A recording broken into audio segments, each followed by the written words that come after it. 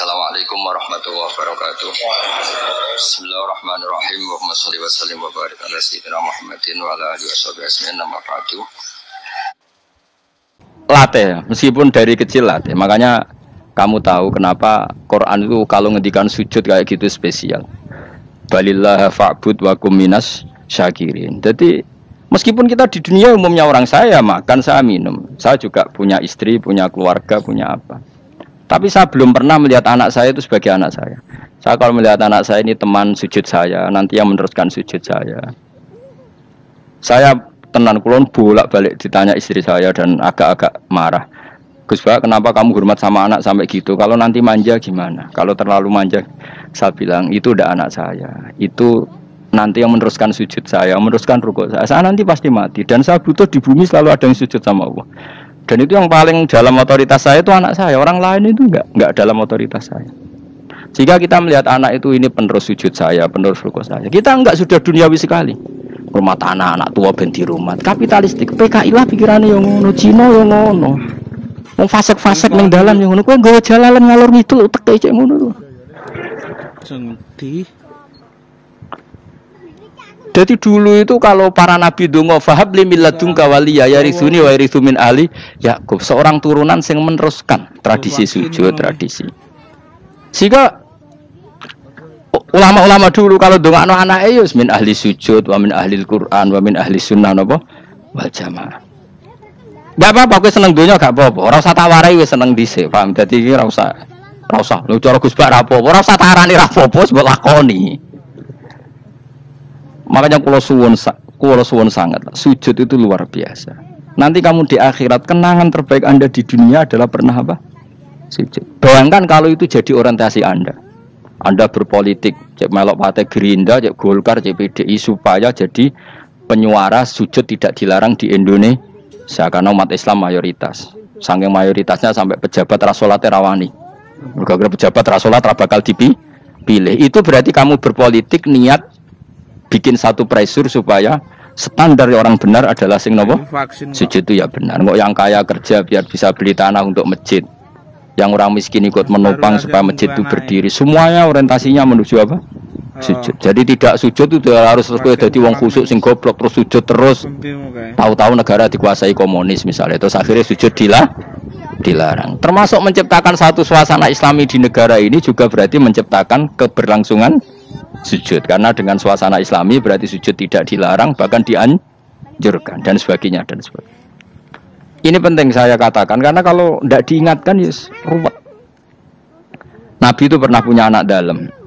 Anak dalam itu setelah mau boyong coro santri itu ditanya, kamu minta apa sama saya? Ya Rasulullah, kasih waktu 1-2 hari mau saya pikir. Karena yang menanyakan orang yang sayyidul awalin wal akhirin. Setelah sekian 2 hari, minta apa kamu? Jaluannya gak tanggung-tanggung. As'aluka murafaqataka fil jannah. Saya minta jadi temanmu di surga. Oh, Nabi kaget tuh. Kok kowe diwarai wong ya? Mboten tercemar. Dane Nabi, kok nang kowe diwarai wong ndak ada ya Rasul. Terus, kenapa kamu minta itu? Kata tadi, kalau saya minta dunia itu nanti zailah. Dunia itu pasti hilang, faniyah pasti hilang. Maka yang abadi adalah saya jadi temanmu di surga. Tapi apa kata Rasulullah? Jawab, fa'inni ala nafsika bikasrotis sujud. Ya sudah, kamu bantu saya, kamu memperbanyak sujud. Kayak apa Rasul? Nabi pun mintanya fa'inni ala nafsika bikasrotis sujud. Saya bantu untuk menolong diri kamu memperbanyak apa? Sujud. Makanya di pertama surat turun itu ada wasjud. Kamu bersujud dan kemudian mendekatlah kepada Allah. Tapi sekarang enggak. Karena kita kena hijab duniawi, mitra penting, semuanya penting, dan semuanya penting itu makna di hati kamu adalah hadzun nafsi. Bahkan ngidolakno kiai perkara hadzun nafsi, wah nak dadi kiai gede. Wah, teko ditolak al-badru. Wale napu pidato MC ne muni Saiful Fadilah wal Karomah, mbah sak uning-unine MC. Bariku disangoni dihormati. Tekan muji ulama wae dari segi dun.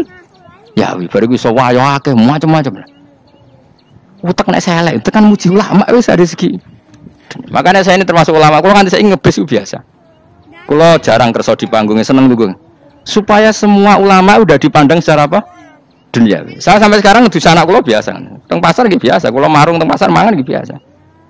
Nak seneng kula ben atas nama wong alim karena apa? Kalau kita terlalu menikmati duniawi, lama-lama orang seneng ulama juga dari sisi dunia. Keren dadi kiai teko disualami dicucupi terus munggah. Ya enggak apa-apa itu enggak dosa sebenarnya, tapi takut saya elek-elek ini ngedolakno perkara duniawi, show-nya itu lho. Dadi ngene tak pikir teko ngaji bar wis karepmu paham karepmu ora karepmu. Wulan ngarep ora ngaji karepmu. Mesti rugi kowe ya, aku tenang ae aku lho. Ben orang itu latihan ikhlas, napa? Latihan ikhlas. Lho kula kadang gitu protes mbek tiang-tiang. Gus, jenengan sekali-kali nak tidak tak derekno kok umum. Aku itu tidak mengharamkan itu, meneh kula dereng tuwa. Derekno hausi malah turu, coba meneh. Dalane ra roh derekno kiai malah ngel-ngel wong. Ngeruhin tahu tak kon derekno nang kota, tak kon sepeda motor hen terno ning gone Malibur. Dalane ora roh malah yo nerangno. Lha hen dalan akhirat ora roh donya ora roh sing ora iku opo. Lah tak koyo wong ejek urip. Nek dalan donya ora roh dalan akhirat ora mbok roh iku opo. Serepet. Jadi kenapa saya ndak mau, bukannya menolak. Saya senang kalau kiai-kiai terhormat, senang sekali. Saya senang kalau ada ulama dihormati karena supaya jadi tradisi ulama itu terhormat. Tapi jangan semua ulama mau dihormati. Nanti lama-lama jadi siklus tekan mencintai kiai saja karena fasilitas dunia. Gue senang jadi imam masjid akbar, masjid Istiqlal, imam besar. Senang mergo kenal presiden, datang dikawal. Senang jadi sudes, wah keren, sholat ngarepe Ka'bah, teko dikawal askar. Ya kalau senang karena itu kan berarti menjadi dunia. Itu sirinya kenapa Rasulullah ketika ba'da Fathi Mekah sudah menguasai Mekah, sudah naklukkan Mekah Madinah. Nabi itu satu hari terbiasa mau sarapan saja kadang nggak ada yang dimakan. Tanya ya Aisyah, apa saya bisa sarapan? Enggak ya Rasulullah. Ya sudah saya tak puasa. Supaya tetap terkontrol bahwa umatnya mencintai beliau bukan karena kebesaran. Itu Rasulullah. Itu setelah periode Mekah loh. Jangan kira itu periode Madinah. Apa itu periode apa? Madinah loh. Periode yang setelah Nabi punya segalanya. Tapi Nabi tetap seperti itu. Kenangannya Aisyah sebagai istrinya apa coba? Dia cantik sekali. Aku tahu jajal turu ngarepin Nabi terlentang. Ya Nabi tetap sholat. Nak beliau sujud sikilku tak ingkret. Nak beliau ngadeg tak lonjoro meneh. Jadi Aisyah ku wa ana muqtaridotun bene adi turu terlentang. Jadi cara ya sudah terlentang itu. Nabi nak sholat suwingat, dia tetap sholat.